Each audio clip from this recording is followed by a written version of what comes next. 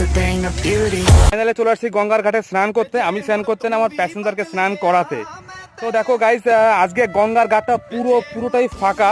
তো ফাঁকা থাকার পিছনে একটা বড়সড় কারণ আছে। বড়সড় কারণটা আছে আজকে গঙ্গায় এইখানে নাকি কুমির দেখা গিয়েছে। তো তার জন্য আজকে গঙ্গার যে ঘাটটা, আমি যে ঘাটে তোমাদের এর আগে যে ভিডিওটা দেখিয়েছি, যে আমি গঙ্গার ঘাটে দাঁড়িয়ে আছি, ওই ঘাটে নাকি মানে ওই ঘাটে কেউ আজকে স্নান করছে না।